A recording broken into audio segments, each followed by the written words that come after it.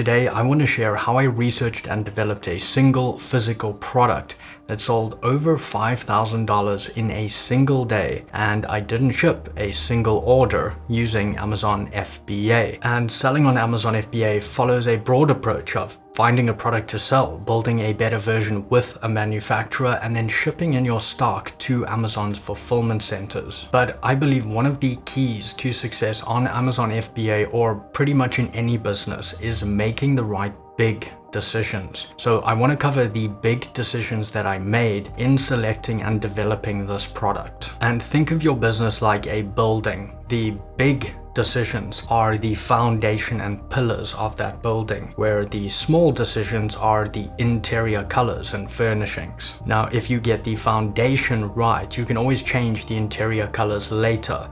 But if you focus too much on the interior colors at the expense of that foundation, even though it looks beautiful inside, later your building could collapse. So I aim to make the right big decisions, and I spent a far greater amount of time on those rather than focusing on all the small decisions. And by the end of this video, you will know what those big decisions were.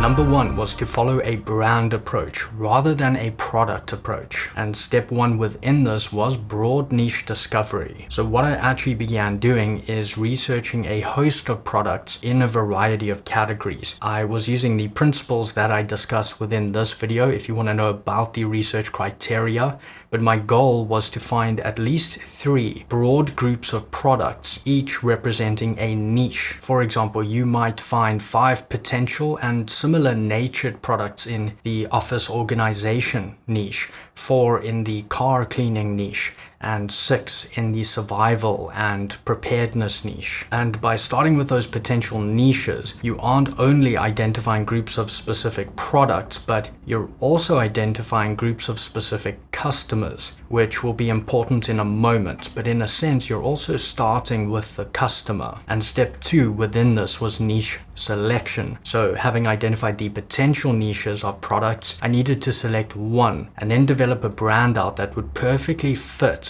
that niche of products and add value to those products. And there's 2 principles that I felt were important here. A, I wanted to create a brand in a niche which aligned with me personally, my personality, and where my personal traits would allow me to easily improve those products. In other words, it needed to be a niche that I liked. And here's a good question to check your personal alignment with the product. If someone asks you, okay, what do you sell on Amazon? Would you be proud of the answer? If you would be, then you're personally aligned with that product type. But based on this, I was able to select the niche, and in this case, it was the survival and preparedness niche. The second important thing here is it needed to have a very specific customer. This would allow me to tailor the products and also all the other brand assets like colors, logos, even the website look and feel to this specific person. So in this case, the product sells in the outdoors category, but that's very broad. So I outlined the customer exactly, and in this case, it was a male between 20 and 60 years old, interested in survival and preparedness, and who always clicks the like button.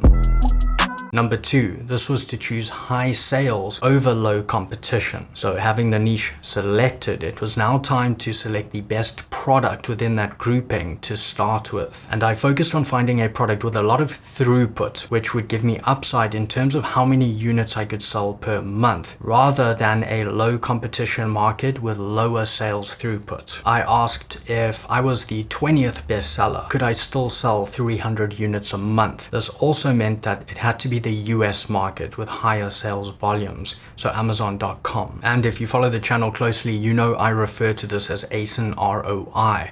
So if you want to know more about that and other aspects of assessing your product ideas, you can also check out this video up here. And this was because I knew I was going to spend a lot of time on product development, so I wanted to make it worth my time in terms of the potential sales I could gain from developing this product. And this brings me to the next decision. Number 3, this was to focus on development potential rather than profit. If I had the sales throughput that I was looking for, then next I evaluated the products by asking, is this a product I could significantly improve for customers in a valuable way, and where my improvements could be visually expressed to make them choose my product over the other products already in this market. And this was an important point. The changes I could make to the product were of critical importance, and I wanted to be able to visually display them easily on the main image to render high click-through rate and conversion rate. And so my thinking was that even with more competition, if that visual development was possible, then I could give customers a reason to purchase mine outside of the price or review count. And I evaluated this criterion before profitability. This is not to say profitability is unimportant. It's simply that I assessed it first in great detail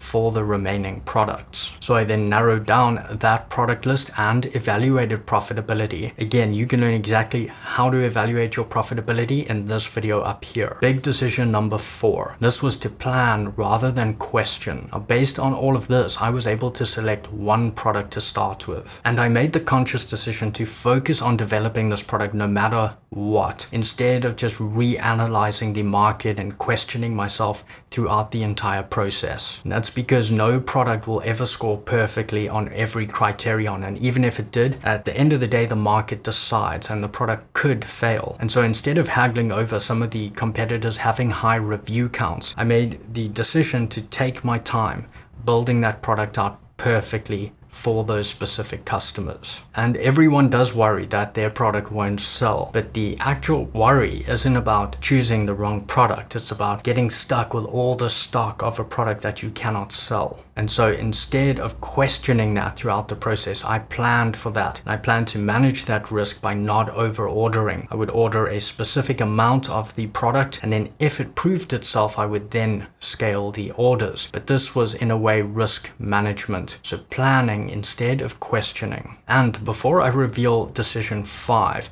I want to share a 20-second unpaid segment for Amazon FBA Mastery. This is an online e-commerce school where I help train people just like you become professional online sellers. And this thing is a beast with over 100 comprehensive training videos, a packed seller community, and expert one-on-one coaching available. This program and community holds your hand through every single step of selling your own products on Amazon. You can apply today using the first link in the description and pinned comment below. And decision 5. This was to build a single product well rather than a scattered approach. I made the decision to build only one product, being only one SKU. So that means it is a single product without variations. It doesn't have different colors or different sizes. It is one individual product. And a side note here is that is something that I looked for in my research. And I made this decision for a few reasons. One was to direct more capital to this product to develop it very well, as well as keep a buffer of capital for an effective product launch, ad spend in the beginning, and also an agile reorder if the product did prove itself and do well. Secondly, this allowed me to focus my time and energy on this single product, on its development, on its listing, on its ads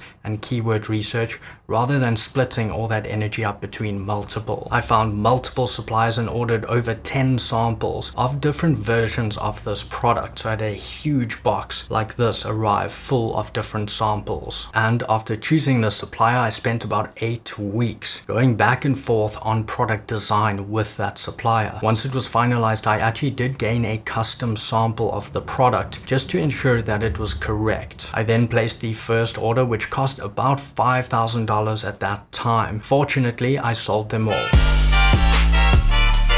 And with the concept proven, I was happy to produce larger quantities, soon with reorders costing $35,000. And that brings us to decision 6. Will you be a legend and subscribe to the channel? Make the right decision. And please comment for me below which big decision 1 to 5 here you found most helpful. But I do hope that my thinking on this helps you with your big decisions on your next private label product, and I will catch you in the next video.